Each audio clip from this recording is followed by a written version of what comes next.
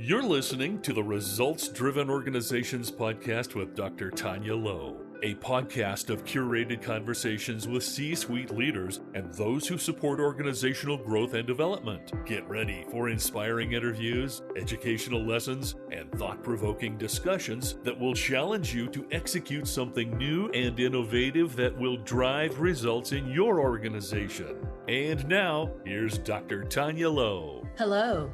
You're listening to episode 10 of the Results Driven Organizations podcast with Dr. Taunya Lowe.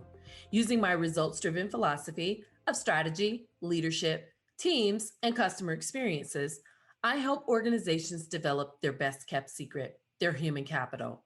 In 2019, I released my second book, Results Driven Organizations, The 4 Keys for a High-Performance Workplace.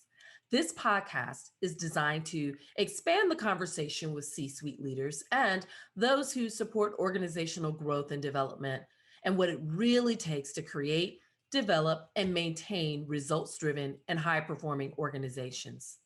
May was National Mental Health Awareness Month, and the focus for this National Awareness Month campaign is bringing tools, resources, and education to the general public. Mental health is a hot topic right now, and that's great because the more we talk about it, the more we can eradicate the stigma for mental health issues. We often misunderstand mental health because it's hard to recognize or it's hard to define. Additionally, mental health includes several areas. The spectrum is broad when we're talking about mental health. It can be anything from a situational or it could be something that's been diagnosed. These areas involve one's social, emotional, and psychological well-being. Mental health affects thoughts, feelings, actions, and behaviors. When one has positive mental health, they are better equipped to handle stress, be more productive, and realize their full potential. Being a little over a year into the pandemic, the effect of remote work has taken its toll on America's employees who work from home. Research indicates that 75% of U.S. workers have struggled at work due to anxiety caused by the COVID-19 pandemic and other recent world events. The coronavirus has created massive amounts of stress, anxiety, and uncertainty for remote workers and leaders alike. TELUS International conducted a study of 1,000 Americans, and here's what they found. 4 out of 5 workers find it hard to shut off in the evenings. Over half of the respondents have taken a mental health day since they started working from home due to the pandemic.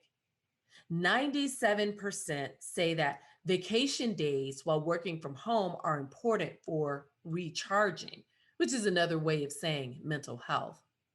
Half of the respondents cited that their sleep patterns have been interrupted due to COVID-19. 45% say they feel less healthy mentally while working from home. And an astounding 80% would consider quitting their current position for a job that focused more on employees' mental health. Wow. So whose responsibility is it anyway for making sure your mental health is a priority? Well, the CEO of TELUS, a 50,000 employee organization, stated, "We recognize that our responsibility as employers extends to modeling the healthy behaviors we want to inspire in our team members, such as taking days off to recharge and sharing our own feelings and the challenges we may be facing as fellow human beings so that they're comfortable approaching leadership for when it comes to asking for help." I totally agree. Sasan Goodarzi, the CEO of Intuit, wrote in a May 20th, 2021 article on LinkedIn stated, "The top priority for any leader should be taking care of their employees. All the ways that we measure business success, building better products, delivering strong results, attracting and retaining talent flow from the well-being of those on our teams. When employees feel safe, secure, and supported, they're able to bring their best selves to their jobs and do their best work of their lives." He also goes on to say that even though mental health can consist of a broad list of challenges, leaders can still make employee mental health a priority by helping their teams manage stress and burnout. And he provides suggestions in the article. I agree with both CEOs. Now more than ever is the time to make your human capital a priority, especially when it comes to their health and well being. When 80% of respondents say that they would leave their current employer for another employer who focuses on employee well being, well, that's not something to turn a blind eye to. That's something that should be taken into consideration and made a priority, because the reality is remote work isn't going away anytime soon. The next few episodes of this podcast will feature experts who will share ideas on how to help employees manage stress and burnout, not just because we're in a pandemic, but to manage stress and burnout beyond the pandemic. Ladies and gentlemen, the workplace is changing. And this is one way that's for the better. When we can show our employees that we care and we make employee well-being a thing. We make it a thing. We make it a normal thing in the workplace. Thanks for joining me today.